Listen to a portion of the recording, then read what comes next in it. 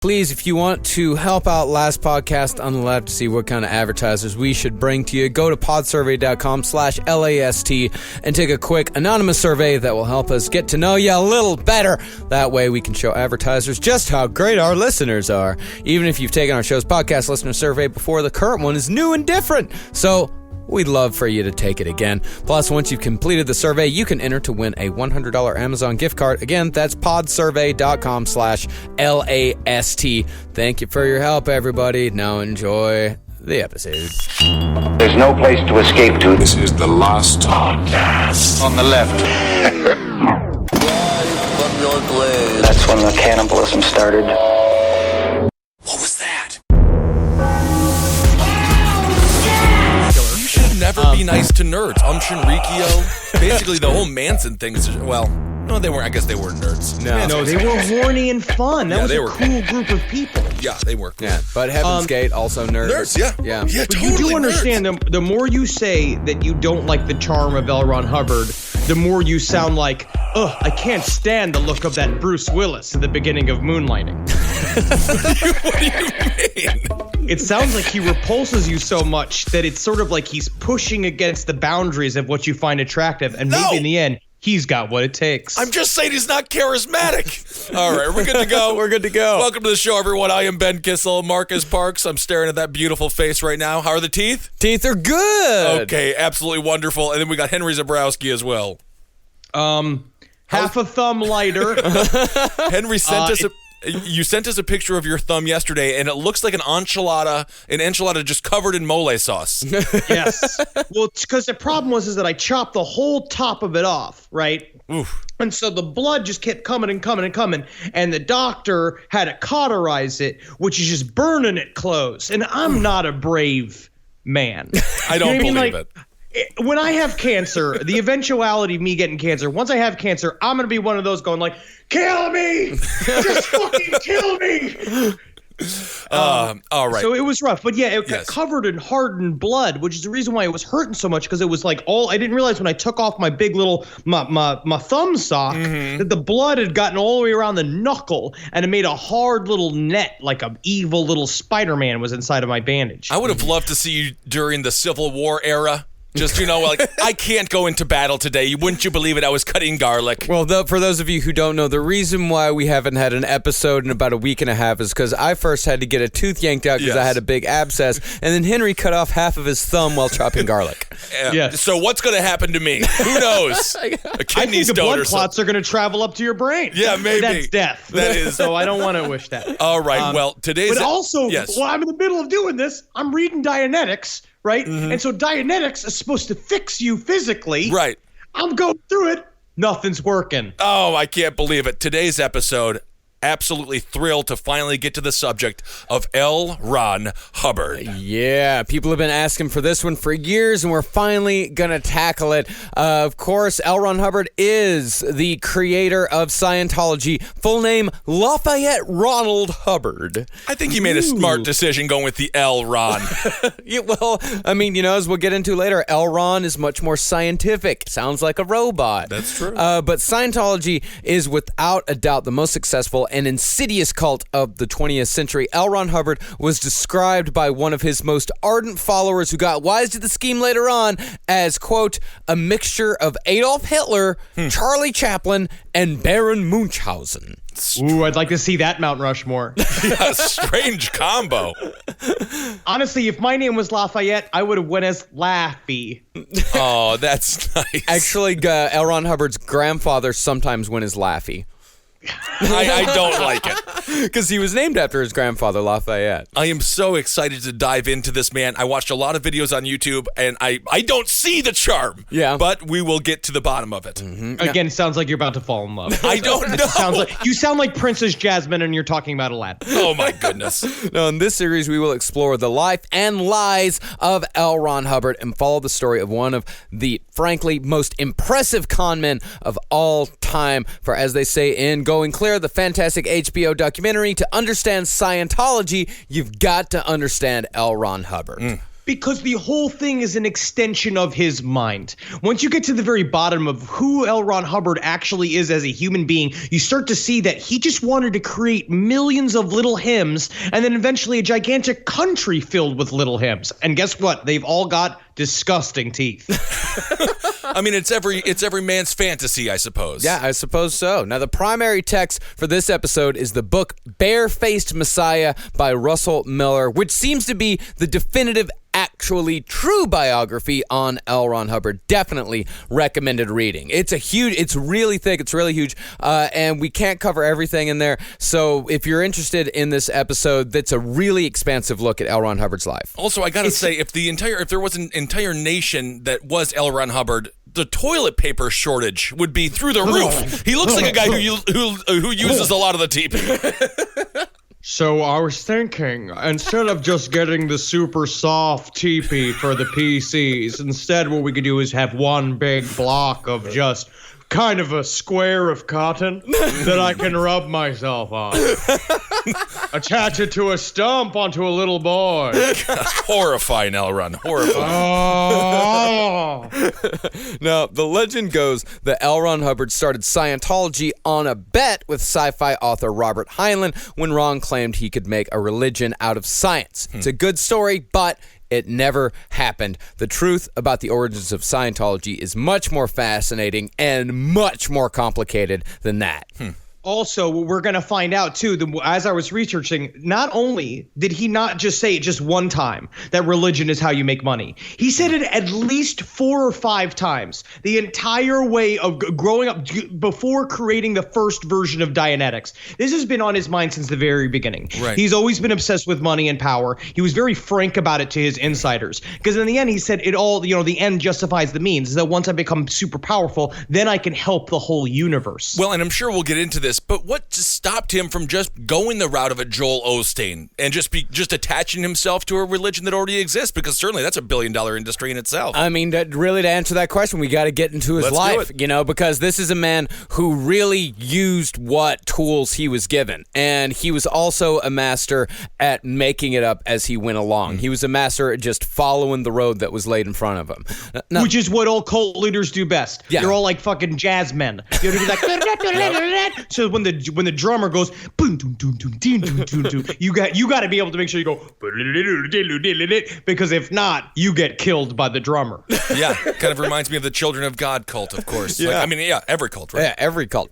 Now, the first thing you've got to know about Lafayette is that he's a fantastic liar and an even better storyteller. In fact, he told so many lies over the course of his life that we cannot cover them all. His lies about just his own life, not even counting Scientology, could be an entire episode just in itself. Now, the ironic thing, though, is that Hubbard's life was actually fairly interesting, even without the embellishment. It just wasn't Messiah level interesting. At most, like, the best reaction he could hope to get after telling it would just be, cool. I mean, does that stem from an insecurity in your own reality? Absolutely. Yeah, that's the whole idea, is that you see he had a very intense superiority complex since he was a little kid. He started lying to himself within his journals. He would write about adventures and shit that he was doing, lying to himself from a very early age, which is actually a weird primitive form of chaos magic, which we'll get into later on as well. And it's very, he couldn't stay. He believed he was better than the life he was born into immediately. But he would also be practicing for pretty much charismatic cult leader status, because while he would be creating these ventures about himself, he would always be referring to himself in like this self-effacing manner. So like Buffalo Bill looked in the mirror with his penis tucked and was like, "Oh, fuck me. Would you fuck me?" And he was just like, "I'll follow me. Would you follow me?" Yeah. Pretty much. Yeah, absolutely. But the thing is about L. Ron Hubbard, from a young age, he could not separate the stories he wrote from the stories he told about his own life. And if you ever called him out on it, you get some of that red-haired temper that Hubbard was famous for.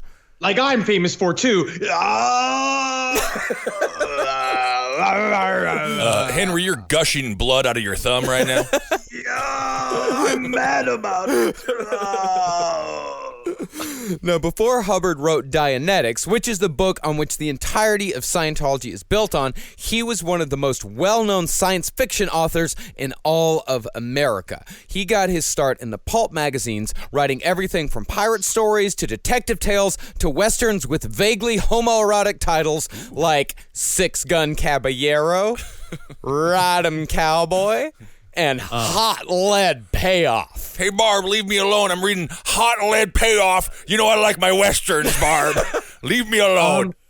Barry, just for a second, could you put some pants on, maybe conceal the erection? The mayor's coming over for an inspection of the backyard. Well, Barb, if you want another child, sit on it really quick. This is my favorite page. Sit on it really quick. And all that is in addition to his first novel, Buckskin Brigades. Now, what's interesting, too, is that during this time period, so he got married really fast. He had a fun little childhood, but he was also traveling back and forth from New York and where the sci-fi community was back home to California to his wife, and disappearing more and more, just hanging out with these nerds. But he was lying about how much money he had. He would go to New York, tell them all these stories about how successful his books and his stories have become. Meanwhile, he would go to homeless shelters and pose as a homeless person getting free soup because that's all he could eat. And so they said when he sold Buckskin Brigades, they owed so much money to the grocers that they had cut them completely off. And so finally he had all of this money. He was supposed to come home. He could finally get out of debt to all the various weird local businesses that gave him a tab for some reason. And then he shows up. His wife was immediately like, oh, it's amazing. Let's go pay them now. And he's like, I'm sorry to tell you, honey, I bought a boat. And he literally bought a boat that they did nothing with. It just sat in the front yard. Well, like David Crosby. Not bad. Now, eventually, L. Ron would move on to science fiction, and in 1937, Ron began work on a book called Excalibur, which 12 years later would become Dianetics. And Excalibur was described as, quote, a summation of a life based on his analysis of the state of mankind. And came from Ron's quote, discovery that the primary law of life was to survive. Like, how do I survive with horizontal teeth? Oh, Brilliant. I have teeth like little parallelograms. I have to eat nothing but hot soup. Homeless hot soup, it sounds like. Oh, there was another trick that he did with the hot soup. He met up with this writer, and the writer was like, here's how you get free tomato soup. You go down to the automat, you get a free bowl of hot water, and then you take that nickel you were going to put into the machine to get this powder for the tomato soup, you put that nickel in your pocket. Then you go over to the table, you go over to the free ketchup on the table, dump half of that ketchup bottle into the bowl of hot water, you stir it up, presto, free soup. Tomato soup. Wait a second. What was your name again? A young Gordon Ramsay. Lovely to meet you. Why is it the people who have life all figured out live like an 1820s hobo? They're just like, no, we got to figure it out. If you lower your life standards, we have it all figured out. At your lowest standards, life is really easy to figure out because all you got to figure out is how to turn hot water into tomato soup. It sounds like ketchup soup, which is a whole other thing. It's just a half bottle of ketchup and a bowl of hot water. I think I had that in college a couple of times, actually. Now, about Excalibur, the book that would become Dianetics, it was said that the first 6 people to read the manuscript were so overwhelmed by the content that they were all driven insane with knowledge, with one person throwing the manuscript across the room before jumping out a window. Damn. Yes. Now, That's what I'll say. What ages are we talking about for L. Ron here? This is, what is it, like mid-30s, I think? Okay. Like early to mid-30s, somewhere around there. Around our age, actually. Okay. I will say this. When I read 50 Shades of Grey for the first time, I shoved a spatula up my ass. But that was just because I was looking for a thrill. I was bored and lonely in Toronto. 50 Shades of Grey for the first time. How many times have you read it? Good catch, Ben. If you put a number in the title of a book, that's like a bet to me. How many times can I read it? You know what I'm saying? Yes. Also, later on, his personal assistant, Jerry Armstrong, that would be like one of the first big defectors away from Scientology, said that, so all manuscripts of Excalibur, which was debated whether or not even existed, there was 2. And they're all handwritten by L. Ron Hubbard because that's how he wrote everything. And Jerry Armstrong read it. It was the interview with him, and he's like, I read Excalibur, and I didn't go insane. Totally normal. Isn't that how the Hudsucker proxy ended? Didn't he read a book and jump out the window? It's the beginning. I think that's the beginning? Okay, well, I'm happy I didn't ruin anything for anybody. But, you know, for L. Ron Hubbard, for his writing to have such extraordinary power, for it to have the power to literally drive men insane because it was too good, Ron himself needed to have led an extraordinary life, bordering on godlike. People had to believe he had the experience necessary to hold such power, and lo, a mountain of bullshit was built. Even just calling it a mountain of bullshit is not enough. You're at literally the beginning of a trillion-year map of galaxies of bullshit. Yeah. Now, according to official Scientology biographies, Ronald was born in 1911 and grew up with his rich grandfather on a ranch in Montana that was so big it took up nearly a quarter of the state. And when he was 6 years old, he had an encounter with a Blackfoot Indian medicine man named Old Tom, who recognized him as a child while beyond his years, made him an official blood brother of the tribe, quote, in a ceremony still recalled in Blackfoot legend. Thank you. Tell me now, are you guys the Dancing with Sheets Indians or the other Dancing with Sheet Indians? I'm having fun, guys. Wise beyond my years. Oh, no. That's like a strange tale to make up. Boy. Ron, Such big teeth. Well, I mean, out of all, this is all BS, right? Yeah. So he just made up that he owned a quarter of a state that's basically uninhabited? Well, he grew up on a ranch that was as big as a quarter of the state. His grandfather owned it. Oh. But that was necessary for later life. See, it's one thing built on another. See, Ron spent his days breaking broncos and tending to the land, becoming a seasoned cowboy before the age of 10. While working for his wealthy grandfather, who was also, by the way, a famous sea captain. Oh. Of course, but that's why he's not around. Which seems like that is like the orphanage story constantly, being like, nah, my daddy left me here because he's a famous sea captain. That's why I got to get good at washing floors so I can get on his big old shiny ship as soon as he comes back any day now. He sounds like a kind of a Lemony Snicket character. Yeah, I mean, it's just making shit up. Sure hope it's any day now.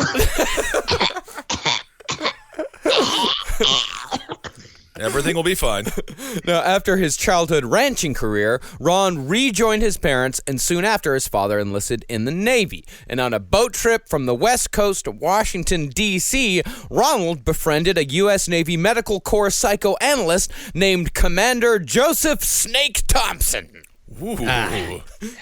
You know, something about meeting a psychoanalyst named Snake alone on a train. Right. A young boy and him. No, alone on a boat. On a boat. And it's like, why did he... Which is even worse because it's the Always Sunny thing where it's about like you take a woman out on a boat and it's about the implication. Implications. Yeah. And Snake can be a really cool nickname if he's like a G.I. Joe or an undercover agent, but if he just has a really long tongue and strange eyes. He was called Snake because he really liked snakes. Oh, that's Sure. What? Oh, yeah. Just call him Heating Lamp then. I mean, who cares? That's not a reason Call to him get a nickname. Joe. Just call him Joe. That got my buddy Joe who likes snakes. You don't get the nickname Snake because you like snakes. No, Snake had been a personal student of Sigmund Freud, or so L. Ron Hubbard said, and taught Ron all about the mysteries of the mind on that magical trip through the Panama Canal. And when It's kind of Freudian. He called him Snake as well. Yes, as opposed to like is. as opposed also- to oysters or something. Snake and a boy traveling through a big old canal. Interesting. And when the family arrived in Washington, D.C., Ron stayed friends with Snake, who, in Ron's word, took the opportunity to, quote, Shove my nose into books at the Library of Congress and then do something weird with my ass. Did it make you feel weird, Ron? It made me feel, what's the word? Complete? It's a disturbing voice to say the least. And highly accurate. I know, it's completely. That's why I said I don't see the charm in this guy. Man, you're falling in love with them. Every second we go, you're falling in love with falling them. in love with your impression of him. Now, around this time, L. Ron also managed to become the youngest Eagle Scout to ever exist. His father was then transferred to Guam, and this is where Ron began his, quote, travels in the Orient. Yeah, covered in orange sauce. Isn't it funny to say? It sounds like the imagination of the old man from the movie Up. yeah. This is literally just going to find the golden peacock or whatever the heck they were looking for in that movie. Well, this is why it was necessary for him to have a rich grandfather on a ranch in Montana, I because see. his rich grandfather funded his travels in the Orient. I see. Because it was still necessary for him to have somewhat of a working class background. His father was just a simple Navy shipman, but his grandfather was the benevolent family member who funded the travels in the Orient. So he had it both ways. Right. He could, So we he can have could- the mixture of the two. He can so connect he has with anyone. understanding of the common man and then Right. understanding of the truly wise. And so he can put them together. He's And like the Barack truly- Obama. and the truly wealthy, because Yes. then if he had that, oh yes, my grandfather was also very rich, he has that blue blood connection, which enables him to snake a lot of fucking money out of those people. Now, in China, Elron said he met an old magician, and he met a Hindu who could hypnotize cats. And in Tibet, he lived with bandits and made friends with the warlords of Manchuria by demonstrating impressive horsemanship. Ooh. And I'll tell you this, as a chubby, red-headed man, there's nothing any foreign people likes to meet more in the wilderness than a lost, chubby, red-headed little boy who thinks he's very smart. They make nothing but friends. Elron also said he slept with primitive tribes and learned the language of the Igoroti people in just one night by lantern light. And all of this supposedly happened before Hubbard had reached high school. Now, the thing is about that huge chunk of bullshit, there is some truth to every single one of those stories. Yeah, like little threads, a tiny little beginning eggs of truth. Little tiny things. See, Hubbard was a master of embellishment and even better at making people want to believe his stories. Because why else would this nice, charismatic man lie about such things? Right. And I mean, For money and power. But why? Money and power. But why? why? Well, I mean, I guess it is more fun to believe him, right? Than It's not so believe much him. more fun to believe him. All of this shit. It's so much more fun because he makes you feel special. And if you feel special, it is because this special man is making you feel special. So the Right.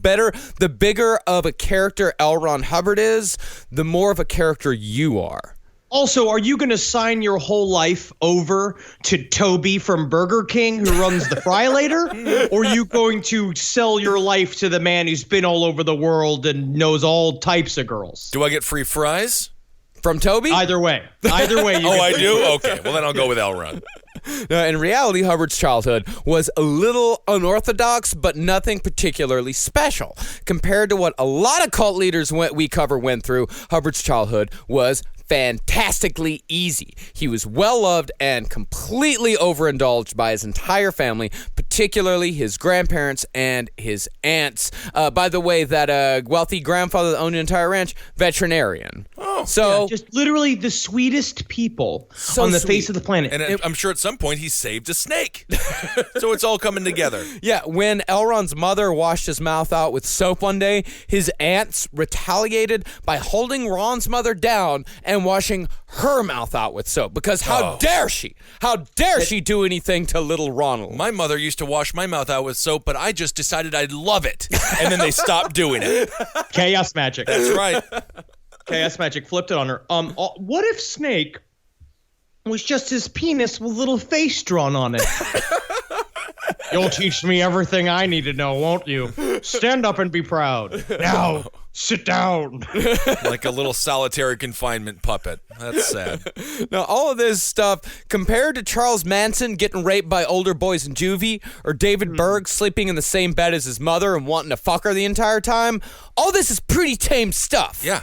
What? That's crazy. I thought it's pretty normal to always be sleeping in the same bed as your mom and he's always talking about wanting to grip on her breasts and suck on her breast. Didn't Holden McNeely make an entire comedic persona about that for a number of years? He's changed. He has changed. Now he's transferred it from his mother over to his fiancée. Which is, that's right. Yes. That's congratulations, Holden. Indeed. Now, Hubbard, like I said, his grandfather wasn't a rancher, small-town vet, and the Blackfeet, they don't even have a blood brother ceremony. Of course not. They're not going to fucking get this little fat redheaded kid in there anyway. He must have been so allergic to leather. Put him up on a horse. Because we look pretty similar. Like, if you look at me and him, especially as back in the day, he was exactly that, like a round little, like, weird, beady-eyed redhead boy like I was. A Robotnik. So it was just like, more. I need more. You know, so they keep spooning porridge into his mouth. No, kind of like a Bobby Hill type character. Yeah. Yes. Now, Hubbard was an Eagle Scout, but it's impossible to know if he was the youngest because at the time the Boy Scouts didn't record ages. It was So he was like 12, 13, but I think that's normal for Eagle Scouts, right? Yeah, it's pretty. I think like Eagle Scouts usually it's like 12 to 14, somewhere around there. That is just such a stupid lie because no one's going to be like, oh, you were the youngest Eagle Scout, now I must follow you. Who cares about the age of the Eagle Scout? Well, that lie started when he was around a teenager because when he was a teenager, since he was actually traveling around so much, he would come back to like Helena, Montana, and they would write these stories about him. They'd write news stories about him. So he started planting the lies there because the only record of him being the youngest Eagle Scout, and this is like in a Scientology museum, is a newspaper clipping from the Helena, Montana newspaper that said L. Ron Hubbard is the youngest Eagle Scout in history. So his parents would just submit this to the papers or something? They would seek absolutely him out. not. Absolutely not. This is Helena, Montana.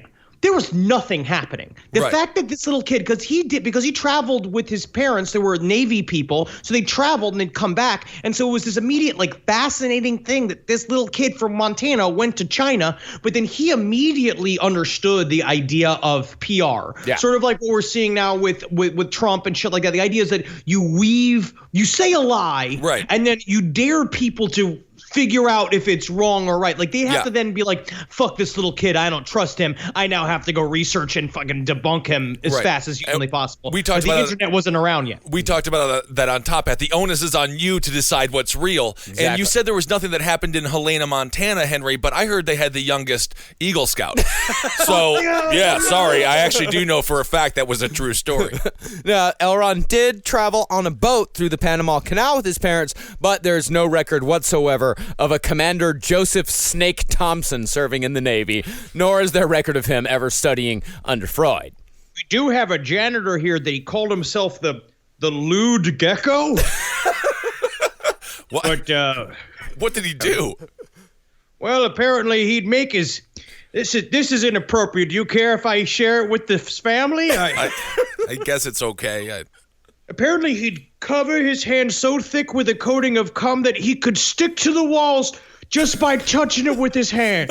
Well, I'm Stan Lee, and I have a new idea for a superhero. Thank you so much. I'll be going now. Yeah, Hubbard did do some light traveling through the Orient when his father was stationed in Guam, but his personal journal tells a different story other than warlords and magicians. He hated the Chinese, saying, quote, They smell of all the baths they didn't take.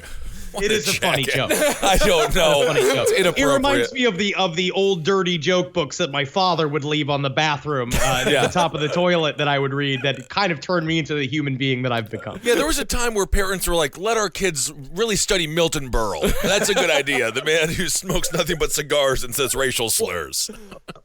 Well, the only thing Hubbard was impressed by in China was the Great Wall, saying they would make $1 million if only they would turn it into, quote, A roller coaster. just turn it into a roller coaster and it'd be totally fine. That make $1 million. There ain't nothing else going on in China but that big Great Wall. We just put a roller coaster on it and they make a lot of money. His idea was to turn the Great Wall of China into a roller coaster ride. Yes. Exactly. Perfect American. This is a man He who knew exactly how to make money. How would it? Okay, we'll get to this. Think about this, right? Number one, you're 13 years old, visiting China. It's a huge event in your life. You come from Montana. You don't know anything about like traveling in foreign lands. You're on these big, huge boats. He's completely unimpressed by all of it. He hates all of it. He's the worst kid I've ever seen in my entire life. Like, literally, like, Mommy, they stink. Why don't they make that a roller coaster? I mean, Exactly. why are there chickens hanging in the windows? What's this, Mommy? What's really important is that he's already thinking of money. Yeah. Like, as soon as he went, it's like, I know it's like ridiculous, but if you look at it, when they talk about the journal and you talk about the ways, he would talk about how they could improve their country at the age of 13 years old, where he said to me, like, well, I can go in there and I can fix all these things. I have tremendous ideas. I have absolutely fantastic ideas on how they can fix this country. And it's incredible. Like, you watch, it's like, oh, wow, he's always been the L. Ron Hubbard that he became. Yeah. And that's the thing, is that the entire time he was doing these trips, he was writing. It's just page after page after page, constantly writing in his journal. And after Guam, Hubbard went back to Montana, where he tried to get appointed editor-in-chief of the school newspaper, which was called The Nugget. I remember my older sister's first husband had a whole stack of magazines called Nugget, but it was trucker porn. Oh, is that right? I thought Owen Hart. It was a nickname for a former pro wrestler, Owen Hart, as well. The Nugget. Yeah, it was derogatory towards him. But L. Ron Hubbard, as a newcomer, he was not made editor-in-chief. He was instead made jokes editor, a position he had to share with a girl named Ellen Galusha. Oh, I would have turned that around. If you had made me jokes editor, I would have put Helena Montana on the fucking map. Absolutely. But, I mean, there is no denying he was actually motivated. He did write a lot. So he was talented to some degree. He was Absolutely. He was amazingly talented. Like, at what he did. Okay. The temperature in my little pot's starting to get a little hotter. This little frog's about to boil. Hubbard soon disappeared from Helena, saying he had to leave town because he beat a guy half to death for throwing a baseball at his head. But other people say that Hubbard was running away because he had been expelled for, quote, putting his butt in a waste paper basket. Yeah. Oh my God! Now I remember me and my friend Jared did that. I used to roll him around in the recycling bin, Of course. on a regular basis. Man, you're right, Henry. I am learning to love. This is what I'm telling you, I am man. gonna He's change. slowly reeling you in. He's reeling you in bit by bit. Now, in 1931, Hubbard directed what he called the Caribbean Motion Picture Expedition, which was supposed to be a seafaring trip in which he would explore and film pirate strongholds of the Spanish Main. And then it started with a big fantastic pitch, and then he's like, but we'll also get scientific little bits. Like, we'll travel on a thing, we'll collect plants and rocks, and it's this whole, it was all a validation in order to get all of his kids and friends on a boat, and they would roll down to the Caribbean, which sounds like a great idea. It does. Yeah, I mean, what they were going to do, they were going to get like 50, like they were going to rent like a big schooner. They were going to get like 50 kids together, which that's also a testament to how he could get people together. He got it together in like a week. Yeah. This guy, he could motivate people, he could get them gathered, and he could get them to give him money. And apparently they said that even at this age in high school, Ron was never not surrounded by groups of people. Yeah. Wherever he went, he was surrounded by people because he just knew how to bullshit. Like, he keeps people engaged. Well, do you want to be around the editor who smells like yogurt of the Nugget, or do you want to be around the jokes editor? You want to be around the jokes, the fun. Exactly. He's the Jimmy Fallon. That's the Jimmy Fallon of the Nugget. Exactly. Now, the Caribbean Motion Picture Expedition did indeed happen, but it was a catastrophic failure. The man who Ron chartered the boat from, Captain Fred Garfield, described it as, quote, The worst trip I ever made. Sir, you don't have a leg and you're missing an eye. How is this the worst trip you ever made? Children. That'll do it. It's like the movie Hook, except none of the kids were as attractive as in the movie Hook. I don't know if we watched that movie for the same reason. Yeah, they didn't film a single thing. They never made it to the Spanish Main. They barely made it off the American coast, and they spent the entire time arguing about money. But, of course, when L. Ron Hubbard talked about the Caribbean Motion Picture Expedition later, they went to the Spanish Main. He did a full mineralogical survey of Puerto Rico. They had done dozens of surveys for gold all across the Caribbean. But, of course, it was all bullshit. And in 1933, Hubbard met his first wife, Holly Grub. Yeah, the old Grub. The old Grub Hubbard wedding. that is Making the lasso stand. No. Old Grub. Grub Hubbard sounds like a villain with just like, I don't have fingers, but I got strong nubs. Like Grub Hubbard, the nub killer. Grub Hubbard sounds like a food app on your phone that when the delivery comes, it's just food tied to the back of a dog. Yeah. That somehow has to get to your house. Order Grub Hubbard. All we got is ketchup packets and mayonnaise jars. Come on down to Grub Hubbard. We got condiments and uneasy ways for you to eat them. Yeah, and they are expensive. Today's episode of Last Podcast on the Left is brought to you by AdamandEve.com. Go to AdamandEve.com. For a limited time only, you'll get 50% off just about any item. When you select your one item at 50% off, you'll also receive, you're going to get 3 free adult DVDs. You're going to get a free mystery gift. Top all that off, you get free shipping on your entire order. That's AdamandEve.com. Use code LEFT at checkout. That's LEFT at AdamandEve.com. Use code LEFT at AdamandEve.com. Now, by this time, Hubbard had started his writing career, having sold 3 articles to the Sportsman Pilot magazine and one to the Washington Star called Navy Pets. I like that. Navy Pets are fun. I mean, that's fun. If he would have just kept writing articles about pets, like little dogs on boats, it would have been great. I'm just a pug on a boat trying to get a bone. Versus the horrible Nazi cats of the U-boats. Full steam ahead, young mittens. We must destroy the USS Good Boy. Meow, meow, meow. Full pug ahead. Meow, meow, Full meow, pug meow, ahead. I do like it. Now, concerning the pilot articles, this part of Hubbard's life was actually true. By all accounts, Hubbard was an extremely talented glider pilot known for daredevil antics, which earned him the nickname Flash Hubbard, although it is suspected that he gave that nickname to himself.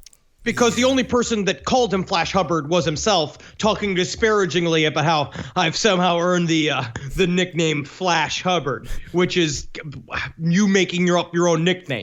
Yeah, Flash Hubbard also sounds like a superhero who can run really fast, but he constantly steps in hot tar. So he just really never gets going. Well, Flash Hubbard just sounds like a fat redheaded man who's showing people his cock. Also another possibility. Now, that nugget of truth would help him sell all the rest of the bullshit that he would repeat over the next few years, and all that added up landed him an actual position in the famed Explorers Club, who didn't bother to check out any of his claims. Is the Explorers Club still around? I'm not sure. I didn't check. That is the movie Up. Am I just tripping out here? Wasn't that the Explorers Club? I guess. I don't know. I'm not going to reference the film anymore. I want to look up. I have to look this up. The Explorers Club. If this is still around, that's ridiculous because we found everything. Everything's explored, yeah. No, the ocean's not explored. I mean, okay, yeah, I guess it would be the ocean isn't explored. Absolutely. Oh, now it's like explorers, like they use their brains to explore. I'm looking at this now. Yeah, this is dumb. Well, the Explorers Club used to be like, it used to be this organization where there would be these rough and tumble men that would get together and they would tell stories and they would go on expeditions and trips awesome. together. Yeah. No, it sounds like super cool. Like they had it a sounds like a great way to secretly have sex with a bunch of other leather-clad men in a fancy club in the middle of New York City. Ha-ha! I'm sorry, young Reginald. I seem to have gooched all over your fine moustache. Different kind of gold mining, I guess. Right? But the Explorers Club was a big deal. It was very well respected. And now L. Ron Hubbard was a part of it. And with his reputation as an adventurer fully established, Hubbard's career writing stories in the pulp magazines took off with the publication of 3 stories: Fear, Final Blackout, and Typewriter in the Sky. Ooh. Cool. Now, while pretty solid for pulp writing, the stories were still full of embarrassing lines like, "Peel your peepers," and "By gad, he's got spunk. It's in his pants." What was the first? Peel your peepers? Peel your peepers! Peel your peepers, you young savage, and learn how to skateboard like that little girl does. I don't know. Strange. Now, one of Hubbard's most useful skills that would take him far into the cult game was his ability to not only sell bullshit, but to get others to sell it for him. And when World War II broke out, Hubbard convinced a congressman to write a letter to President Roosevelt extolling Hubbard's virtues as a worldly adventurer with considerable influence in the Caribbean and Alaska. Now, that congressman turned out that was originally just his neighbor, and they were like drinking buddies, and they would go out and play darts and get drunk all night, and L. Ron Hubbard would sit and talk about all of his ideas and his past and stuff, and he's like, oh, this guy's got a crazy bunch of ideas, and this guy's goes just like, wow, this guy's really lived a life. But L. Ron Hubbard, that's the first man that he said to him, if you want to make money, you got to start a cult. And then he went on to be elected a congressman, which is how shit gets done in this country, is that you get hammered and share secrets to someone who eventually starts to get into the government. Kissel, I'm looking at you. And then that's when you can really start getting things done. Well, there's no way that this show isn't going to hurt me at all. No way. Everything is just fine. Yeah. This relationship with the congressman who sold his line of bullshit to the president of the United States is how L. Ron Hubbard, with no experience, was commissioned as a lieutenant in the U.S. Naval Reserve during World War II. Good. Just that easy, huh? Just that easy. He took bullshit and flipped it into becoming an officer in the Navy. And that's like, we're going to bring this up a lot, but that's like chaos magic in action. That is the idea of generating reality. Right. It's insane. Now, the Scientology story says that Hubbard fought in all 5 theaters in World War II. He received 21 medals and was severely wounded and blinded before miraculously recovering of his own volition after his family and friends had abandoned him. By contrast to that claim, this is what one of his superiors said about him in 1942. This officer is not satisfactory for independent duty assignment. He is garrulous and tries to give impressions of his importance. He also seems to think he has unusual ability in most lines. So he's now going to be working with old Lewd Gecko. Wow. Now, this review landed Hubbard in a desk job, but it wouldn't be long before he was able to bullshit his way into gaining command of a small submarine hunter off the west coast of the United States. Not in Germany, not in Japan, near San Francisco. Ooh, that's a fun army. But that's like what my dad did. My dad did the same thing, but they had fun with it. Like my dad was stationed in a submarine in the Gulf of Mexico, and they're during Vietnam, and the goal was to just watch Cuba. And so they would just sit on lawn chairs and drink on top of the submarine, while the Cuban submarine just across the way, like over the water, would sit and drink on top of their submarine. And in a way, it was an example of how equal we all are. So it was just McHale's Navy. Yeah. That's basically it. Now, that opportunity with being a lieutenant and him being assigned to this small submarine hunter, Hubbard would fuck that up spectacularly. On May 18th, 1943, and this story is true, Hubbard caught sight of something on his ship's radar, which he immediately assumed to be a Japanese sub parking itself in a busy shipping lane. Now, remember, there were a lot of stories of Japanese subs slowly sneaking up on America. And there were actually a couple of examples. There was like a Japanese sub, I guess, was fired at like a couple of years before, like right after Pearl Harbor. There was a little buzz of a Japanese submarine. So like he's kind of like, okay, maybe my bullshit's starting to come true. Mm-hmm. Maybe I can really command this submarine and make something happen here. Yeah. Yep. Now, over the course of 2 days, Hubbard dropped dozens of depth charges into the water in an attempt to sink whatever was down there, ordering refill after refill of ammunition after each attack. He'd drop down 2 dozen, he'd call in to the coast, they'd bring in more ammunition. 2 days that went on. And when someone in charge finally got wind of what was going on, probably because an insane amount of ammunition was being fed to one small sub-hunter near San Francisco, it was revealed that Hubbard had been battling with a well-known magnetic deposit. Oh, well, we have to kill that magnetic deposit. Good Lord, but think about how the cancer the magnets will beat. Yes. But before he could be disciplined for that, he took it further by opening fire on a group of small islands near Tijuana for no apparent reason other than he just wanted to. Well, he said he was taking them out for training. But he did not realize that they literally had crossed the state line. They crossed into Mexico to do it. So essentially it was a An act of war. Yeah. It sounds like he almost started a war on a different front. Yes, and so this is literally a movie. This is McHale's Navy. This is like a bunch of idiots in a submarine just blowing shit up. It sounds like a great time. Again, oh my God. The temperature in this pot is boiling. This is what I'm telling you. You fun. love this guy. You're gonna love this guy. But I can see there's just so many opportunities where I could see a guy grabbing his hat, throwing it on the ground, going, God damn it, Hubbard! God, yeah, with your faulty plans and your hijinks and your ragtag group of idiots. Sounds like a great time. And then I'd be like, I'm too tall to be on a submarine. And then L. Ron would be like, well, go outside. And be like, now okay. we're gonna have to call you Stoopy. You gotta stoop.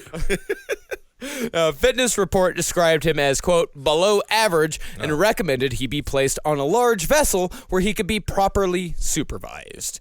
After this embarrassment, Ron embarked on a long career of malingering, scamming whatever money he could from Veterans Affairs. It began with an ulcer, then expanded to headaches, then moved on to arthritis and debilitating hemorrhoids. Interesting.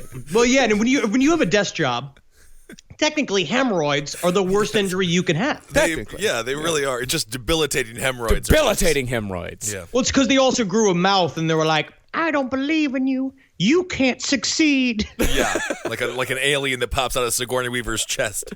Now, one real ailment he had concerned his eyes. He told friends that he had been the recipient of a flash burn evading capture on the Japanese Isles in hostile territory, which is why he had to wear sunglasses at all times. But in reality, it was nothing more than conjunctivitis, a.k.a. pink eye. Which essentially just means he wiped his ass and didn't wash his hands. Right. Not nearly as fun as a combat injury. Yeah, and by the way, he got 3 medals, not 21, and 2 of those medals were essentially participation awards. Well, yes, and he got one for being he was just in the Navy when we won the war. Yeah, VJ. That's like how you just get those medals.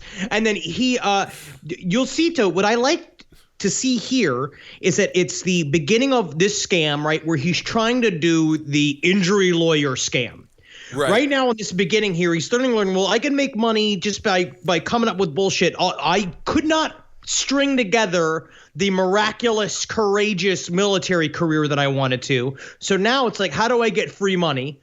And you just debase yourself. You just allow yourself to say all of these things are wrong with you in order to make money and not worry about embarrassing yourself. You just got to lay it all out and just be a professional victim. Yeah, and he did that for years. And eventually... He really was a veteran. Yeah, I mean, he really was a veteran, but there were many other veterans who were much more deserving. I will say the most noble thing that my dad has ever done is the fact that he won't take veteran benefits because he didn't actually shoot anybody in Vietnam. He was just like literally be like, I was in no danger in Vietnam. Yeah, I'm sure. As a matter of fact, their alcohol consumption probably led to ammunition being less, available to a ship that actually needed it because the Army was out of money because they spent it all on Coors Light. Now, after the war, Ron leached off the Navy as much as he could, but eventually he returned to his career as a writer. And Ron's career took off in the middle of what some call the golden age of science fiction, with Hubbard releasing work right alongside Isaac Asimov and Robert Heinlein. And not surprisingly, these writers were a pretty tight-knit group, although Asimov absolutely despised Hubbard. But on the other hand, Asimov was a gigantic asshole and hated everybody. Okay. Now, through these writers, Hubbard would vaguely cross paths with another charismatic 20th century con man, the man we mention more than anyone else because he seems to be eventually involved in almost everything we cover, Aleister Crowley. Now, I say they had their paths vaguely crossed because Hubbard's real connection was with one of the most fascinating figures of post-war America, famed rocket scientist and Satanist John Parsons, known to his friends as Jack. Jack Parsons is an incredible figure in American history. You guys got to look, read about him, get into his lifestyle because it's absolutely fascinating. He lived it. Well, we're going to go into it now. Do you remember this? So think about this. He got out of World War II. He has not been home in years. His wife has no clue where he is. He went straight from World War II back to New York to hang out with his nerd buddies. Then all of a sudden, California calls. Now, during the day, Jack Parsons worked at the California Institute of Technology, known the world over as one of America's foremost experts on explosives. But by night, Parsons was a dedicated black magician who was an ardent disciple of Aleister Crowley, who was, by that time, in his twilight years, living as a junkie in various boarding houses. Now, Parsons joined the Ordo Templi Orientis in 1939 and soon became one of its higher-ranking members. From there, he began correspondence with Crowley and always addressed him as most beloved father and always signing off as thy son, John. God, that would have made you Crowley just so horny. And it's really nice to do something. It's like when you go and read for old people like in a home. Yeah. It's like nice to do that for somebody like him. I hope that someone does that for me. Yes, depending on the book. Now, Jack's personal room was decked out with a gigantic altar flanked by pyramidal pillars hung with various occult symbols. But like most magicians, Jack was a nerd. And like most nerds, Jack loved science fiction. He would frequently attend meetings of the Los Angeles Science Fantasy Society, which gathered, appropriately enough, in a basement. They don't need all that light. Why would they need the light? It just gets in their skin. The pigment doesn't. They're not so white with the sun. And there, Jack met writer Lou Goldstone, who introduced Jack to none other than L. Ron Hubbard. Now, this was like the oh my love. When they met each other, it was incredible because it's king of the bullshit artists. Meet a dude that like you get into black magic essentially to get laid. These guys are all the nerdiest motherfuckers on the face of the planet.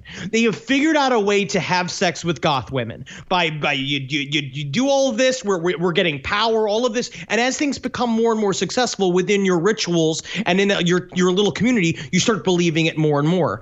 Elron shows up, who has all the ear of the entire science fiction community. That it's like, because essentially, like, before they became classic writers, Robert Heinlein was a fucking fat, gross little nerd. Right. Where it's like if we didn't start making money doing this, like I would just be a fat dude screaming on the street. Mm-hmm. Right. You know? Yes. But you get the you get the validation that then now you're a sci-fi writer. Well, now so it's you're like they get passed. Now you're interesting. Right. Because that's what all these nerds figure out. They figure out how to be interesting. That's a little tip to all you guys out there. Just figure out how to be interesting. That's all you have to do. Well, Even if it's a funny hat. a funny hat will make you interesting, indeed. Now, Parsons and L. Ron Hubbard, they just immediately hit it off. And Parsons, he immediately recognized Hubbard as possessing great magical skill, which honestly, he did. If you want to talk about somebody who was able to create their own reality, Hubbard is among the most successful magicians of all time. He's an incredible wizard. Like, honestly, just being able to say shit, we'll give it, in the next episode, there's even more of that, so. Yeah. No, unfortunately for Parsons, though, Hubbard hit it off even better with Parsons' girlfriend, Sarah, who very quickly began fucking Hubbard, who had all but forgotten his wife and 2 kids who were living with his parents back in Montana. Hubbard's stealing wives, but doesn't he have Grub back at home? He's got Grub back at home. He don't give a fuck about Grub. Now he wants Sarah. That's No, ridiculous. he wants hot witch woman California Sarah. I don't know that how is in hot there. Sarah. How hot was Sarah? Yeah, he doesn't want Polly Grub back in Montana. Polly Grub could be beautiful. Yeah, but wasn't Sarah's last name like Northrup or something like that? It doesn't matter. Hot girls always have bad last names. I don't know if she's hot. How do we know she's hot? She's dating this lumpy I don't know. bastard. Yeah, She he is is right. Like Sasha Grey's real last name is like Galushka or something terrible like that. Yeah. She's very hot. You moved into this house. So Parsons lived in this house out in Pasadena, this gigantic sprawling mansion that he would only have the most interesting people he met stay there. And it was this big pantheon of like, it was free sex, free love. Sarah was this like lithe goth girl before goth was goth that was there. You have this L. Ron Hubbard shows up in a suit, red hair, literally very similar looking to me, sees this girl and then somehow hooks her. Now, we say here like Jack, he's used to the OTO lifestyle, but this makes him pretty upset. Yeah, I mean, because Jack of course, had he just lost his gal to a lump. I mean, it's he's a follower of Aleister Crowley, the Book of the Law. It's do as thou wilt is the whole of the law. So if you are a follower, if you're a Thelemite or an OTO member, then you're not supposed to have these human emotions such as jealousy. Everybody is supposed to be allowed to do whatever they want, but Jack couldn't handle L. Ron Hubbard for some reason, because he's bone zoning his gal. Well, I think no, but plenty of people have been bone zoning his gal. I mean, everybody was bone zoning everybody. Oh my goodness. Yeah, but L. Ron Hubbard, I think he was threatened by him because he was able to match Jack's charisma and, in his mind, his magical power. Right. Because Hubbard, he saw L. Ron Hubbard as an equal. Everyone else was beneath him. And so it's like he would let them fuck his girlfriend. Yeah, and be like, whatever, it's fine. He's not. They're not gonna. They can fuck whatever. She's not gonna run off with them. But suddenly, L. Ron Hubbard's like, oh shit, she could run off with this guy. And apparently, like Jack Parsons, in between being friends with L. Ron Hubbard, would do these late night rituals in his room to try to send magical spells after him. Oh, that'll work. You'd scream. He would. One guest would talk. They go in the open, and he'd be going like nude, like kneeling down, like all the candles lit around him. Meanwhile, like you got fucking Elron in the other room, just like Yeah. Stop. Call me Spider-Man. Yeah. I threw up a little in my own mouth. I shouldn't have had so much soup. Is that ketchup soup? Do I smell that ketchup soup? That's good. Oh yeah, Elrod. puke it into my mouth. And then they're fucking. Then he's just like sitting there being like, "Why has Satan forsaken me?" One guy's just screaming along, just doing it all wrong. But anyway, if you listen to what Scientology says, though, Hubbard, quote, broke up black magic in America. They said Hubbard was sent by a group of physicists to, quote, handle the situation. Go fuck themselves. Because he showed up, because literally Jack Parsons was now writing letters to Aleister Crowley saying, this guy has shown up. I love him. He's the most powerful magician I've ever met. He's trying to take over my branch. Because Hubbard got right in there. Like he showed up. He realized what he could do, and he started swaying everyone around him, telling him stories of being a glider and being in the Explorers Club and all of his many victories in the Navy. It's really nuts. So it's like he always shows up and he's ready to be a leader. And this is, again, like you mentioned earlier, Marcus, before Google. Yeah. Before you could just be like, oh, this guy is completely full of shit. This does remind me, I was watching Lock Up Raw Extended Stay, and there was an inmate who he was cheated. He fell in love with another inmate's wife, and then she married him. Aww. You can imagine how terrible that inmate felt because he lost his wife to another inmate. That is nice. I'm sure he got stabbed to death in the shower not soon after that. No, I was like, how do you lose your wife to another inmate? But it did happen. I mean, Hubbard, as much as he was trying to take over, he was still doing a lot of rituals with Jack Parsons. They were still friends. The most ambitious and undertaking was, without a doubt, the Moonchild ritual. These fuckers tried the Moonchild ritual. It's pretty amazing because L. Ron Hubbard gets like now he's become officially the scribe of the group, right? Where he writes down, he chronicles all of the rituals. Okay, where Parsons puts them together. But what is this Moonchild ritual? Well, Crowley believed that the greatest thing a magician could do was to usher in the coming of the Antichrist, which Thelemites called the Moonchild. And by the way, that's also a plot point in The Invisible. Yeah, it's that entire chapter. It's really fun. Moonchild's terrifying in The Invisible. It's really good. It's like, I think he likes me. Ooh, that's nice. It's fun. I like the Invisible. It's awesome. I'm back through it again. I'm on number 4 now, and I love it. Fuck yeah. But think about this, right? Because it seemed to be the perfect recipe. You got Jack Parsons believes he's a powerful man of magic. Mm-hmm. This man shows up who apparently is his equal, his rival, and his best friend, because they used to call each other like uncle. They used to have this thing where they were really, really, really close. So there's something about magically, the idea of something that is both so attracting and repellent. He also then looks as L. Ron Hubbard as one of the most powerful magicians he's ever met. And Jack Parsons considers himself a super powerful magician. So he's like, we got the goods. We got the Space Jam team that it's going to take to fucking make the Moonchild happen. That was technically a sports reference. Space Jam. The Moonchild was supposed to be born of the Scarlet Woman, the unholy harlot that Crowley searched for but never managed to find over the years. And the Scarlet Woman actually comes from the Book of Revelations, this passage in particular. I saw a woman sit upon a scarlet-colored beast, full of names of blasphemy, having 7 heads and 10 horns. And the woman was arrayed in purple and scarlet color, and decked with gold and precious stones and pearls, having a golden cup in her hand, full of abominations and filthiness of her fornication. And upon her forehead was a name written, Mystery, Babylon the Great, the mother of harlots. Ooh, it's like one of Fuck the, yeah, dude. what is that, a And Sydney? her favorite show was the Gilmore Girls. Oh, why wouldn't it be? But before the Moonchild could be summoned, Parsons and Hubbard had to find their Scarlet Woman. Luckily, there was a ritual for that. It began on January 4th, 1946. At 9:00 p.m., they played Prokofiev's Violin Concerto and went forth into the land of magic. First, Parsons prepared and consecrated the appropriate magical weapons, tablets, and talismans. What kind of weapons we talking here? Swords. Yeah, little knives. Yeah. Little knives and okay. swords. If this was not about sex, this would be very lame. All right, just remember that. Then he performed 11 consecutive rituals throughout 11 days, starting with invoking pentagram of air and invocation of the bottomless one. Which is a lot of spinning, honestly. Yeah. Spinning, and it's hand motions, and you sit in a thing, and it's hours, and it's fasting, and it's eating cum and stuff like that. Yeah, and the whole thing was to end with license to depart, purification, and banishing. Now, the first indication that something was happening came on the second and third nights when windstorms began to whip at the windows of the mansion. Not quite what he was expecting. He was expecting a little bit more, but still an indication that they were on the right track.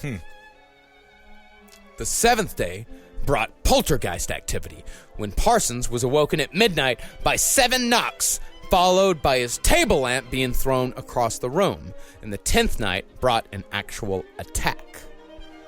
Ronald, dressed in his magical magician robes, I'm just walking down to the kitchen, eating nothing but a nice pat of butter. People will tell me I'm disgusting, but eating white foods is how you keep your skin white. I've heard that. he was holding a candle when he was hit by a spirit in the right shoulder. He dropped the candle and called out to Parsons, and both men saw a brownish yellow light 7 feet tall in the kitchen.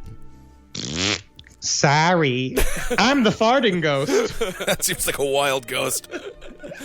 Parsons drew his magical sword and waved it at the apparition, which quickly disappeared. Bye-bye, thank you for having me, bye. These guys are such nerds. I can't even. They're doing this to get laid. They're all doing this to get laid. Go out the front door where Craig T. Nelson was knocking for the poltergeist activity. Well, they're not just doing it to get laid. They're also doing it because it's fun as shit. Okay. The guy. I know, it's fun. the fucking dude next door is just sitting down watching I Love Lucy. These guys are waving magical swords at ghosts. It's the Chocolate Factory episode where she has to eat all the chocolate because the conveyor belt's moving so fast. Yes. It's funny. Yes, it is funny. Think about it, and it's also a whole house of rich, witchy people. Yeah. Like, everybody's buying in, and all the chicks are looking really good, and the guys are all super exciting. Like, this is high drama. This is fun as shit. It's high drama. Like, this is the type of stuff that super intelligent nerds get into. Because, I mean, Jack Parsons was a fucking rocket scientist. Right. And not just a rocket scientist, but one of the most brilliant rocket scientists in the entire world. So this, and L. Ron Hubbard was a brilliant man in his own right. So this is how super nerdy, super smart people, this is just how they spend their time. This is one way they spend their time. Yeah. It's how all of them spend their time. Every one of them. least This is I'll like say- Bill I'll say Gates and like Hawkins, Stephen Hawkins just get together. And I mean, someone has to wave it around for Stephen Hawkins, but that's what they do. His legs like he's Kermit when they put him on the bicycle and shit like that. Just really don't know if all super intelligent people do this, but I'd say I'd rather this than them forming a Nazi party, which is the last time a bunch of fucking nerds wanted to turn something serious. I suppose that's true. Yeah, all these stories here that we're talking about, these don't come from L. Ron Hubbard. L. Ron Hubbard wanted all this stuff flushed away. All this comes from Jack Parsons' magical journals and his letters to Aleister Crowley, who was not the least bit impressed by Ron and Jack's antics. In a letter to another OTO member, Crowley wrote, Apparently Parsons or Hubbard or somebody is producing a moonchild. I get fairly frantic when I contemplate the idiocy of these louts. Wait, excuse me. I have a whole birdcage up my ass. Well, let it out. Jeez.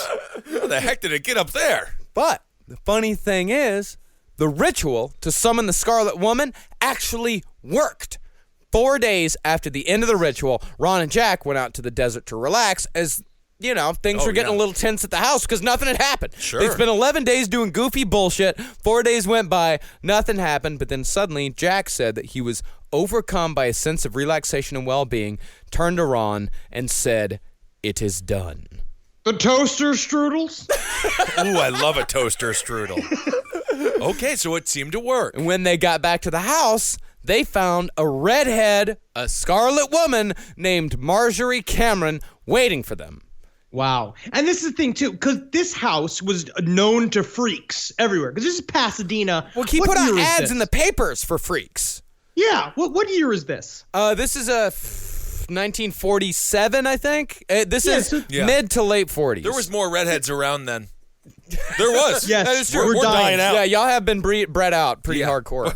But so women were just kind of showing up all the time. But in magical teachings, these kind of coincidences are exactly what you're looking for. Yeah. And so when she shows up, and not only, and we say right here, like she was not only willing but impatient to have the Antichrist. Yeah, she was. She wanted to participate in any and all magical and sexual escapades as soon as humanly possible. I think that if you do want to bump up activity on your Tinder profile, man or woman, you can just say, anxious to be host to the Antichrist. Yeah, impatiently wanting to be the mother of the Antichrist. And Parsons, he was eager as well, possibly to mend his broken heart, as Sarah had pretty much chuffed him off for Ron by this point. Parsons said he had received instructions from a higher power on how to impregnate the Scarlet Woman with the Moonchild, just as Crowley had received the words that would become his book of law. So tell me, what is sex? I know, it's like you're taking the fun out of it, the spontaneity. You got to go through a whole book and things like that. No, it has to be very serious, Kessel, for this shit to work. Okay. Yeah. This is a very important ritual, you idiot. It just doesn't seem very fun. I just feel like the Antichrist would like to be born out of fun. No, it's serious. Okay, I guess so. So Hubbard, Parsons, and Marjorie, the Scarlet Woman, performed the ritual in February with Rachmaninoff's Isle of the Dead playing in the background. The three of them began chanting. All right, let's do this together. Yeah, all right, ready?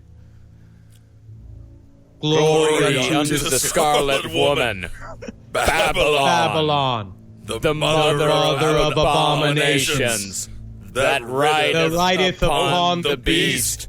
For she has spilt her blood. I don't know if we're going to make it, guys. I think we're messing up the Antichrist ritual. Oh, Got no. started again. Okay, Jack, let's start back. Jack, Let's start again. Let's start again. Take All the chickens just sitting there and be like, I'm getting cold. I'm getting quite cold. Take two. Okay. All right. Don't mess it up this I'll time. count us off. We'll go 3, 2, 1, go, okay? Okay. 3, 2, 1. Glory unto the Scarlet Woman. Babylon, the mother of abominations, that rideth upon the beast. For she hath spilt their blood in every corner of the earth. And lo, she hath mingled it in the cup of her whoredom. Great job, guys. Now we only have to do that 16 or 17 more times, and then the Moonchild ritual will be complete. Oh, my God. Guys. My problem is that I just came. Well, I guess I'm going to have to be wand master now. All right, I thought well- I was going to get to be scribe this time. We'll wait 45 minutes and try it again, okay? I'm going to go get a mayonnaise sandwich. Now, after the chanting was done, Ron remained at the altar while Parsons, the high priest, inserted his wand, wink, wink, into Marcus, the come scarlet. Hey, that's what they said. Okay, all right. Into the scarlet woman and gooshed her good with little. Yeah. Did they say that too? All right, I officially don't believe anything that you guys are telling me anymore. They gooshed in her too? I'm going to put it this way. He gooshed her good. Okay, and L. Ron Hubbard wrote that along with Mr. Parsons. No, Jack put his little stick in there, right, and then immediately went like, and just shot ropes. Don't know if this is how you make the Antichrist. Now, Parsons was completely convinced that the ritual had worked and was expecting in 9 months' time to come face to face with the fabled Moonchild. Ron, on the other hand, was just along for the ride, playing a long con on poor old Jack Parsons. All Jack Parsons wanted to do was invoke the Antichrist and bring about the end of the world. Oh, that's all he wanted to do. That's all he wanted. That's it. See, Hubbard, though, he had no money and had gotten a reputation in the Parsons house for borrowing cash and never paying it back. Classic. He had also all but stolen Sarah away from Jack, and Jack, wanting to play the good OTO free lover and possibly overcompensating a bit, agreed to enter into a business partnership with Ron and Sarah, flipping yachts. Now, this is the thing that escapes me. This whole time, they are working on creating a ritual to bring about the Antichrist. Yeah. Like, Elron is lying to Jack. Jack's like super serious about this. In the middle, they literally just opened the door to hell. They had a full-on sex ritual with chanting and shit. Right. A couple of days later, Jack's sitting around there, literally knitting like the three-legged thing like from Addams Family, like waiting for the Antichrist to come. He shows up being like, hey, Jack, great idea. Love making the Antichrist with you. You're great at fucking. Good work with that wand. High five. We got to get into flipping yachts. Why wouldn't we get into flipping yachts? Of course, that's the next step after you make the Antichrist. You go and you flip sea vessels. Parsons was the one with the money, so he only one with any cash. Only one with any How money. did L. Ron... Well, I guess he was charismatic. Hey, huh? man, he was the guy. So he stole this guy's wife. He's taken all of his money. Not his wife, his girlfriend. His girlfriend. Yeah. And then... Yeah, he's Eat all stolen the her food. away. But that's what I was saying. Like, Parsons, he's overcompensating because he is an OTO leader. He's trying to remain in position. So he has to prove that he's okay with Sarah now being with Elron. Right. So he puts up 10 grand. And Sarah and Ron, of course, immediately ran off with it over to Miami. He's like, literally, go buy the boats. Okay. Why would So Elron shows up with all these, okay, I found this type of boat, and I think this kind of boat we're gonna do these tours, and then we'll flip them, blah blah blah. He's like, okay, go buy the boats, just come right back. He's like, I'm already back. It's like I'm back. They don't come back. No kidding. He's like, where are these boats? They come down to Florida. They catches up to them in Miami, where they have these boats out there. He can't find them. There's no record that they bought. They can't find the records of the boat and which one they bought. Finally, Sarah and Ron show up and be like, absolutely, we got to get you your boat. Like, we're going to do this. You can have the boat back. You can do whatever you want with it. Cut to literally him on the harbor, watch them being like, wave and being like, boat's over here. We're going to get in the boat. We're going to bring it around. So boat just takes off. He literally just goes out into the ocean. But that night in his hotel room, Parsons fought back. He donned his magic robes, which he had brought with him to Miami, just in case. Oh, my God. He drew a pentagram on the floor and invoked Bartzabel, spirit of Mars. Did you call it... It's Bartzabel? Bartzabel. Oh, guys, they call me Fartzabel. Can I change my name for Bartzabel? I really feel like, as the spirit of Mars, that we could stop with the pedantic nicknames. Okay, I stop votes. All right, does anybody get mad at you, Notsalazor, because you create different types of knots? No, everyone respects you. I'll call you Schnotzerlazor. No, Yeah, then I won. Now, whether it was a coincidence or not, there was an actual sudden squall that night off the coast, which forced Ron's boat back to port. Parsons was waiting and took the boat back into his custody. he decided after that to go a more worldly route from then on and filed a lawsuit against his former friends, which was settled out of court. Ultimate chaos magic. Ultimate Call chaos a lawyer magic. Call- and then just have it just get it done for you, please. See, that's the thing is that changes your reality. It changes your reality Yes. from not having a boat to having a Having a boat. boat. Through Having a a boat. transaction, And now you through have a a boat. financial Oh my God. transaction with an intermediary. That's chaos magic. That's chaos magic. And now you have a boat in landlocked Pasadena. And who Do won anything it? with.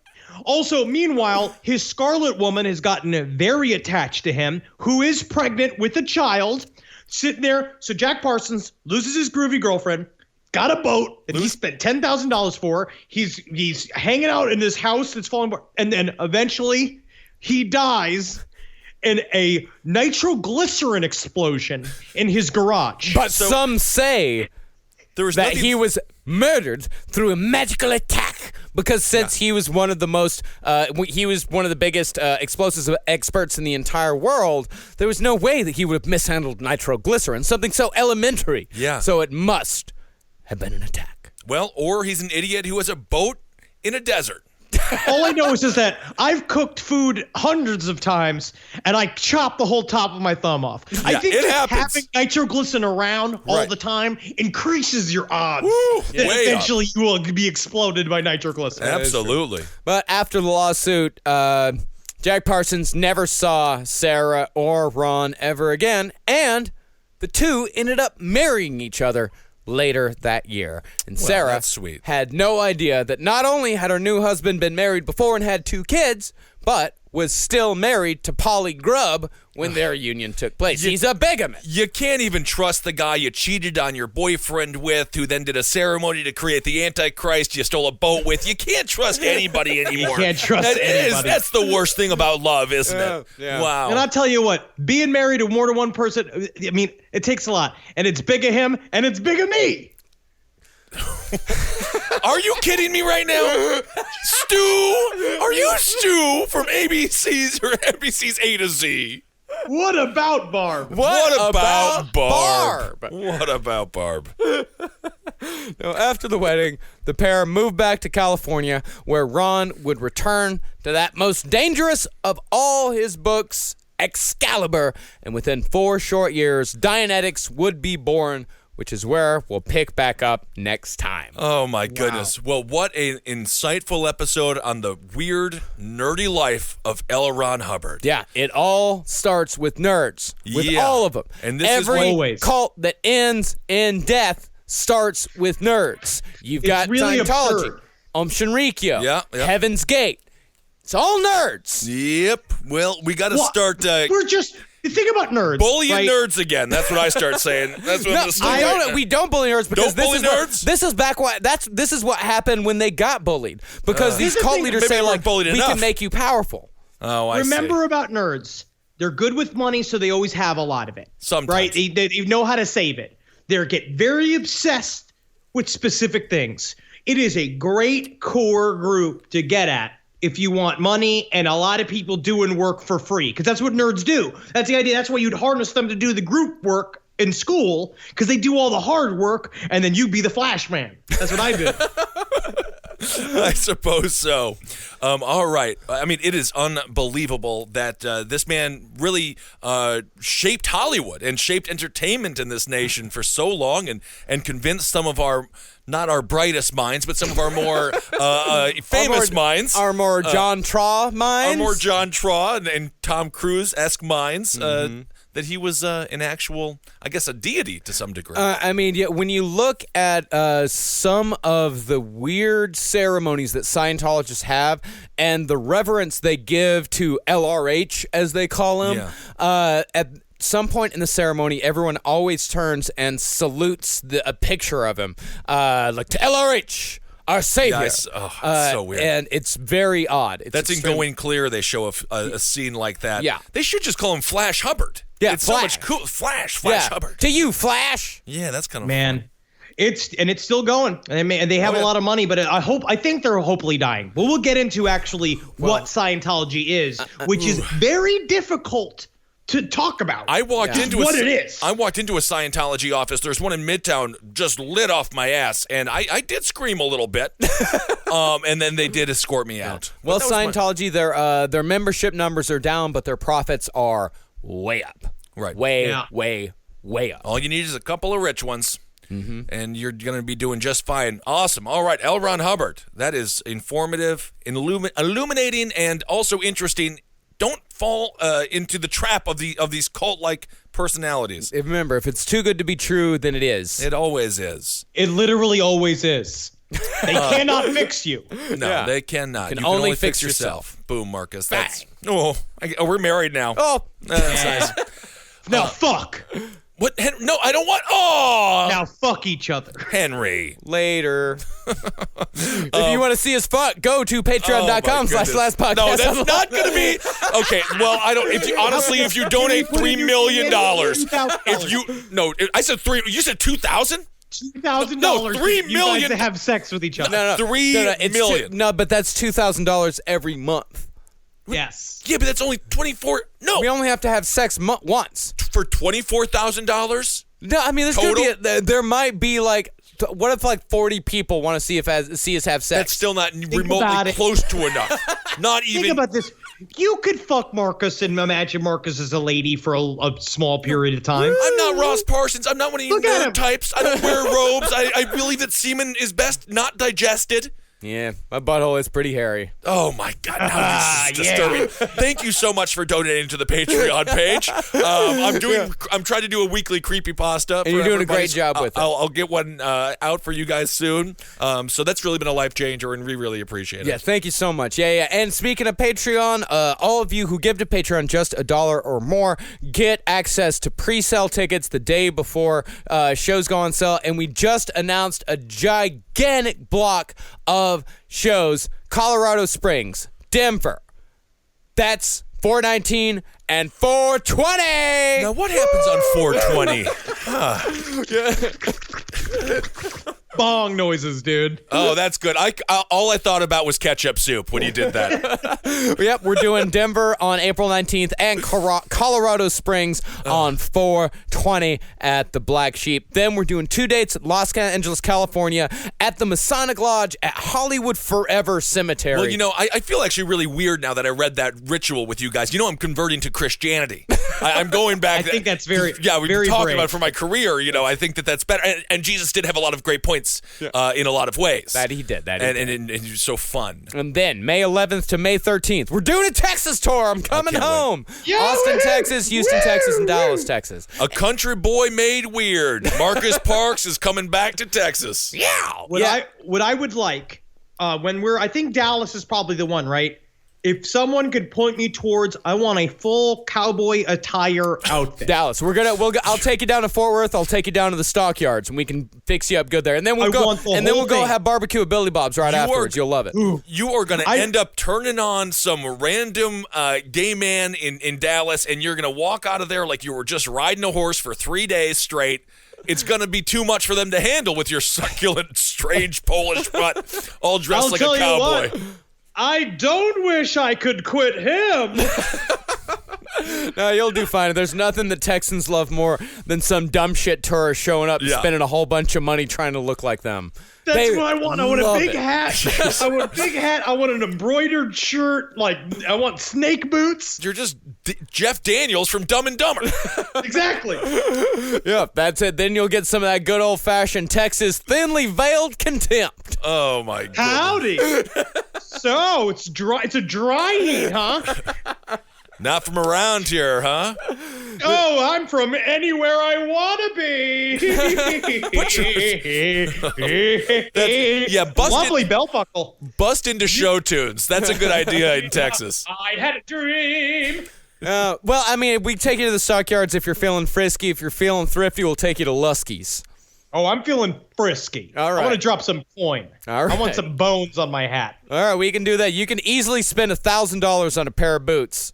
Let's do it. Then May 25th, we're coming to Canada. We're coming to Toronto. Can't wait. And then, yeah. oh yeah.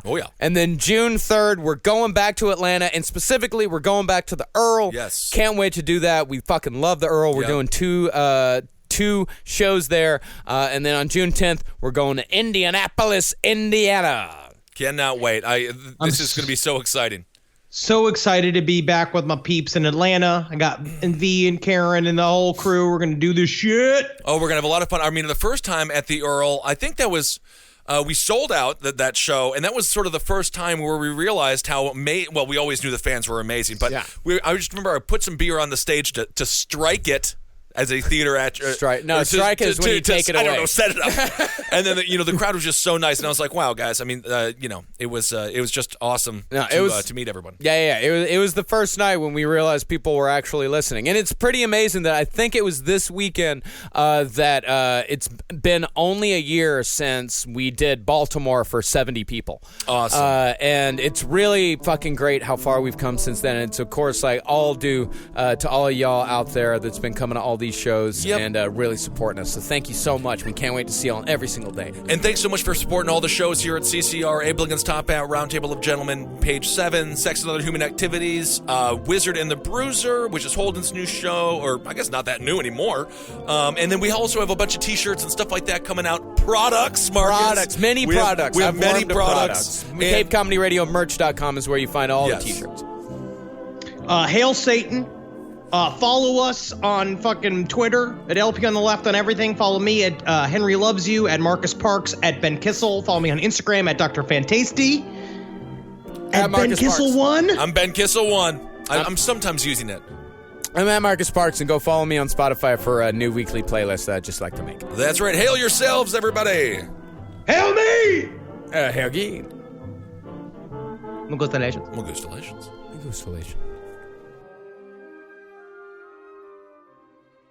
No, suck my dick. No. All right, it's time for the Patreon shout-outs, everybody. Thank you guys so much for donating. You guys are lifesavers and wonderful human beings.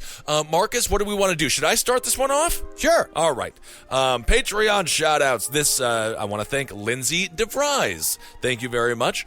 Talof Valden. That sounds like a magical man, doesn't he? Talof Valden. Mr. Valden, hello. Yes, indeed. Matthew Erickson, thank you very much.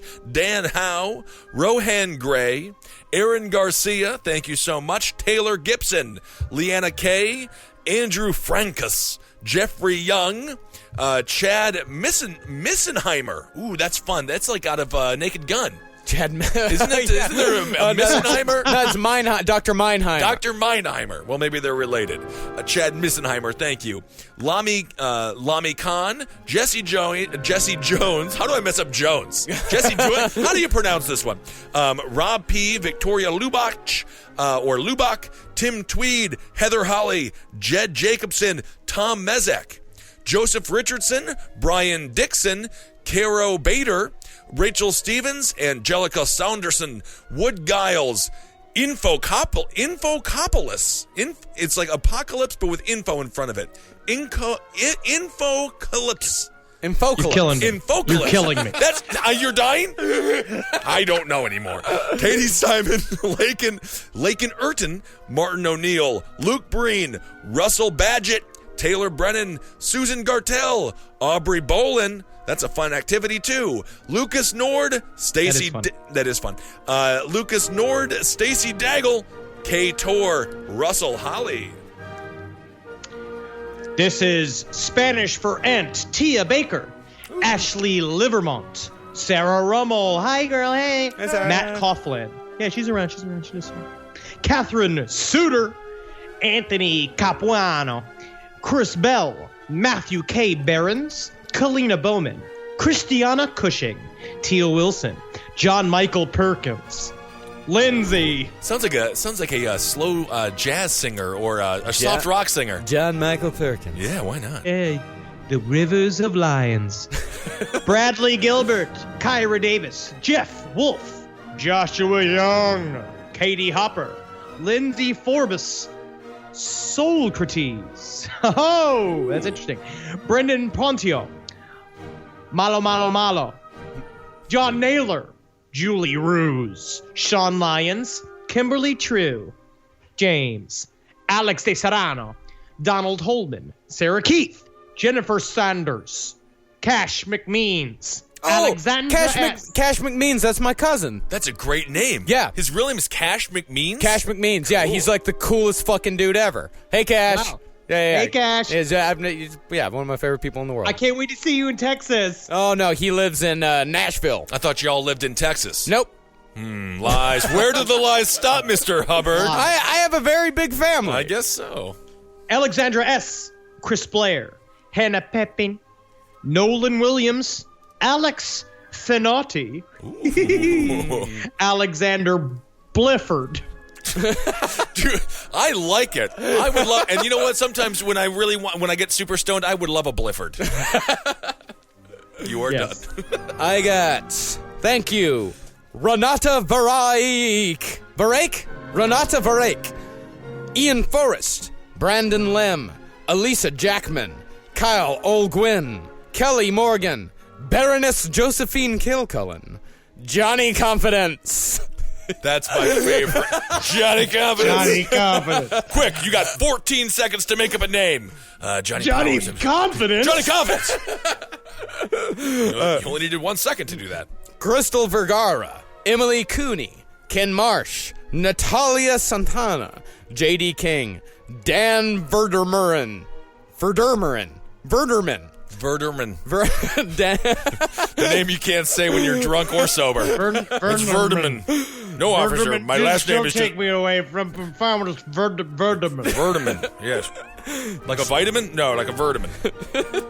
Daniel Finan, Megan Sanchez, Alyssa Vaughn, Patrick Van Brunt, Sarah White, Kaylee Johnson, Taylor Roth, Megan Olinger, Taylor Poe, Tiffany Gabry, Jake Collins, Robert Perry, Carrie, Neil Bartlett, Jessica Colantuno, Rolo Grayson, Kelly Higgins, Corey Newman, Sam Barrett, Liz Bortman, Adrian, Brittany Scherzer, Simon Grimmer, and Rosemary White. All right, I got Ellen Varner. Thank you so much, Ellen. Joel and Josry Villarreal, Mike and Tara Comnelli, Michael Mack, Elisa Ticino, Mark Waldorf, I love your hotel, Virox, Viroxz, I'm assuming Virox, Jake and Sam Labas, Chelsea Mars, Sarah Orvides, it's Oyervides,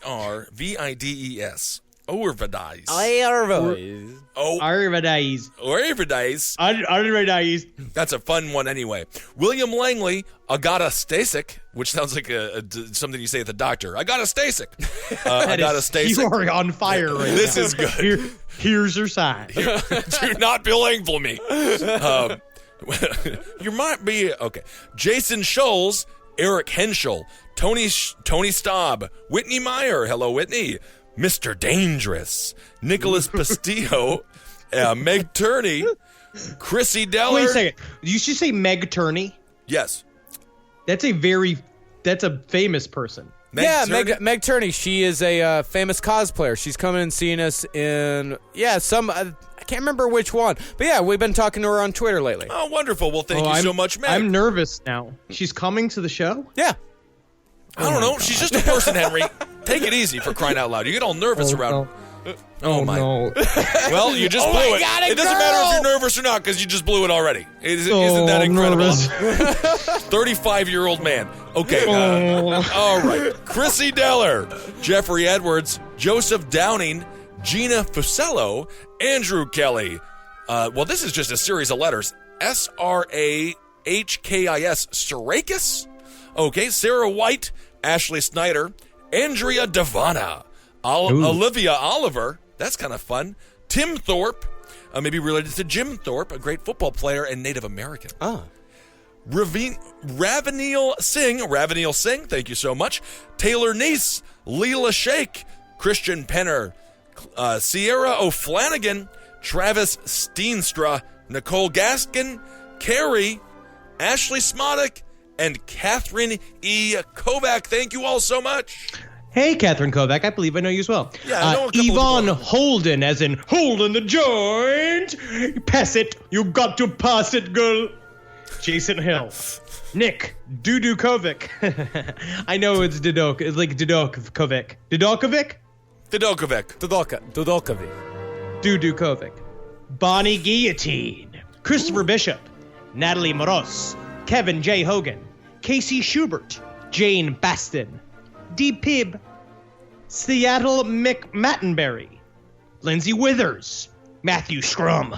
Grady Horn. Elise Deloy. Aaron Corcoran.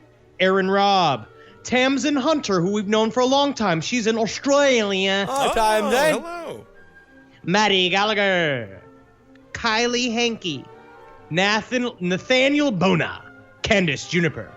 Nathan West. Justin Brobe. Josh Harden. Marius Zoll Johnson. Christina Smith. Wellington Hotzlar. Leisha Sincox. Summer N. Adamowitz. Madeline S. Amy Romero. Matt Cabral. Sarah Samayel. Bill Cassidy. Aaron Garcia. Jesse Smith. And Kelly Kierst. I got Gucci. Ooh.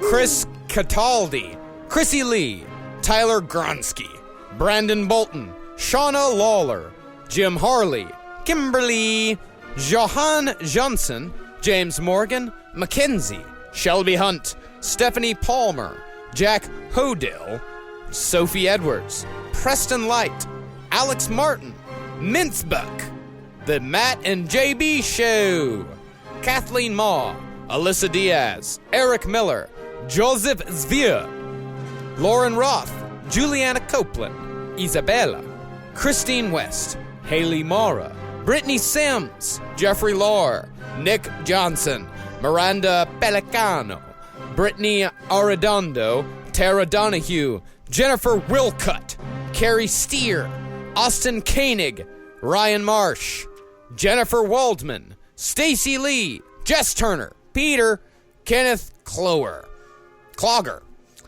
Elizabeth J., Eric Ashford, Joel Wadsworth, Ryan K. Parcha, Eugene Sparks, Nina Quirk Goldblatt. I love it. Yeah, and that's a hyphenated name. Ooh, that's out of, what is the John Waters film? Hairspray. There's the Goldblatts. Yeah, the Goldblatts. I believe. Something like that. Something Blatt related. Christina Here, Nick Glasgow, Jason Yen, Sarah, Lindsay Moore, Ian McCallum, Eden Sondern, and Traeger Reuter.